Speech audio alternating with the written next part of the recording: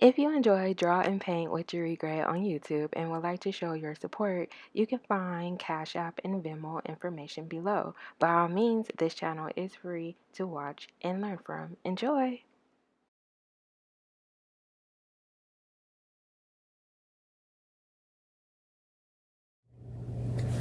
Hey everyone, so I am back with another video. So in this video, you guys, I am starting a new class at CAC, which is the Creative Arts Center of Dallas.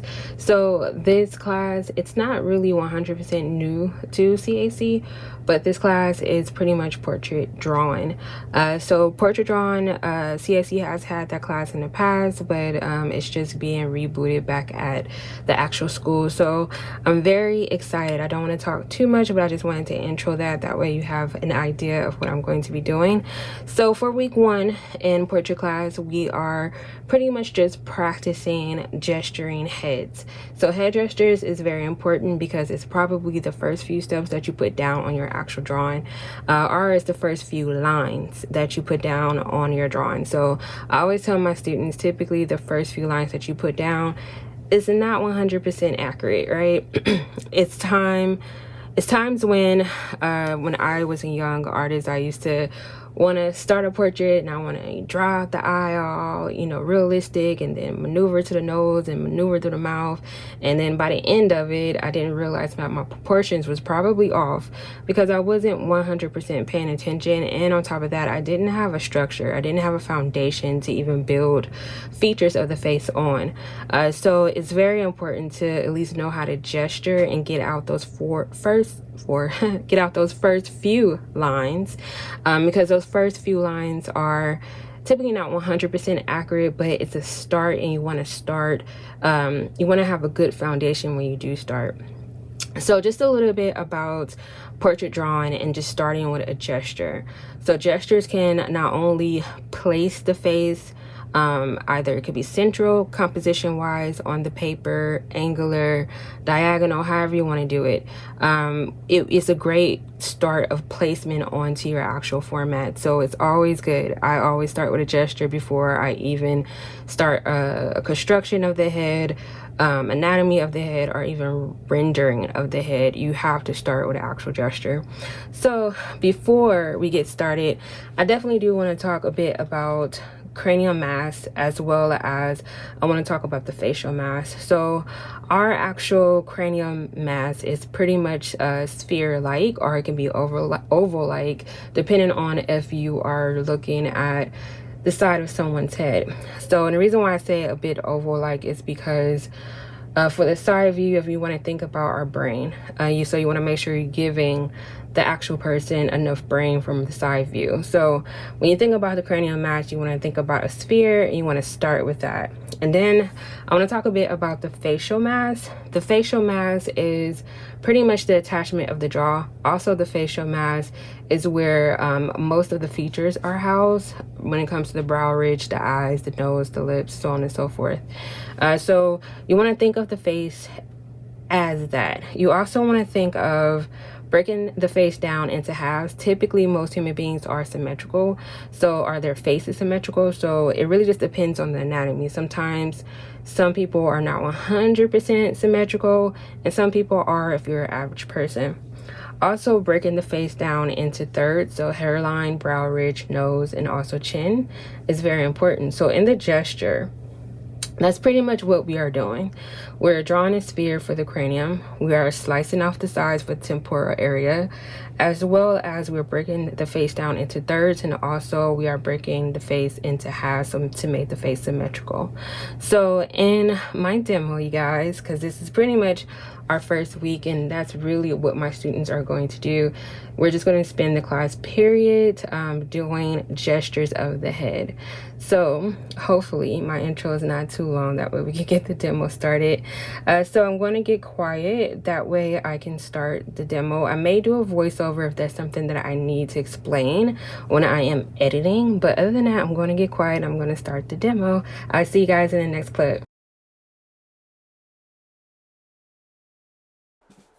Hey everyone, so I'm coming in with a quick voiceover. So I just want to explain what I am doing. I'm starting with a sphere to start with, so that's for my cranial mass, and then I am coming in with a center line, so I want to divide the face into halves, and now I'm attaching the jaw. So from here I am coming in with the neck. I also want to think of the neck as a cylinder. His head is tilted over in so many ways and turned. So I want to think about that ellipse. It's not really a true ellipse, but it's an ellipse. I just got down my hairline, so I'm dividing my three parts. So hairline, brow ridge. Typically the brow ridge line is in the middle of the sphere. Nose, his nose is a little bit longer than normal for lengths, and then also the chin. So I changed the idea of his chin because of the fact that I felt like it was too long, so I replaced it and adjusted it in the gesture state, as well as I am getting a little bit of the canopy of the neck because he does have a little bit of a saggy jaw in a way in that area.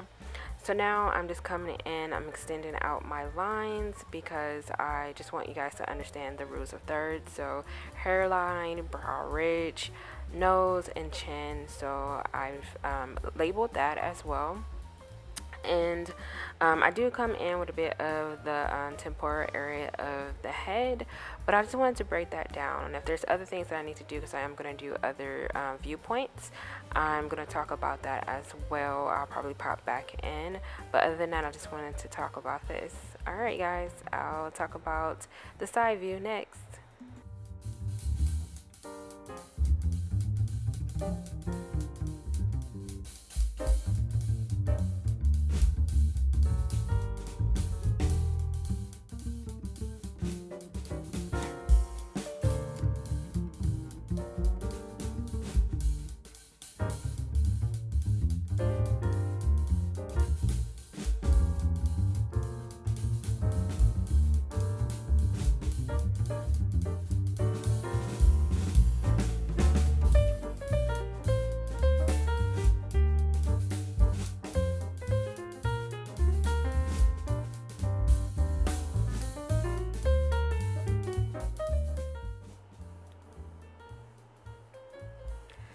Hey everybody, so to start with this side view, I'm once again coming in with a sphere for the cranial mass. Typically on the side view, sometimes I come in with a oval-like shape. Another thing that I didn't get to talk about is I typically start my gestures very light. I started light for a reason because I want to make sure I have room to build up. So you just want to make sure that you are paying attention to that early in. So I came in with the sphere, I attached the jaw, I also came in with the temporal area. In that area, I came in with a cross mark so I could place the jaw, as well as you can see I placed the actual neck and also the jaw and also the back of the cranium. So that's where the neck is placed. I'm coming in with the rule of thirds, so that means hairline, brow ridge, nose, and chin. So as you can see, I've marked them down. And then also I'm just going to completely layer everything and also revisit some lie and weight variation. So I'm just adding in a little bit of darker lines so everyone in this demo can actually see it. Other than that, I will speak to you guys in the next viewpoint of the face.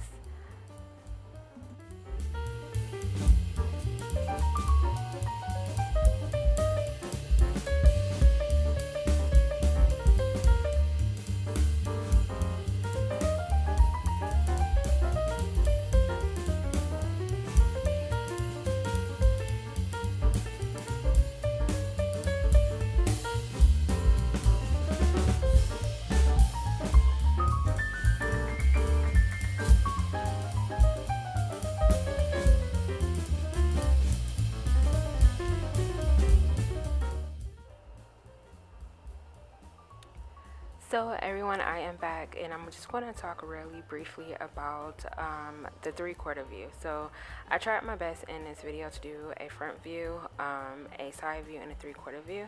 So you always want to start with your cranium mass. So I'm just starting with the cranium, right, which is that sphere, and then I'm going to attach the jaw, which is the facial mass.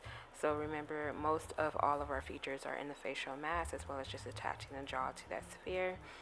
So when it comes to the 3/4 view, you always want to pay attention to where you are placing your center line. Your center line is typically it's asymmetrical, so that means that one side of the face is going to be larger than the other side. So that means that's where you're going to place your center line. Also, I'm coming in with that temporal area. I'm coming in with the hairline, as well as the brow ridge. Once again, the brow ridge is typically in the middle of the sphere. Then I'm coming in with the nose, and his nose is a little bit longer. And then, of course, I'm going to come in with the neck. So you just want to make sure you are paying attention in relationship to where the neck is placed in relationship to the face. So the neck, of course, is going to curve out. I also come in with an ellipse because it's just a cylinder to start with. So also from here, I start to think just a little bit about the side of the face as well, and turn my 3 lines to the side. So I'm thinking a little bit about perspective.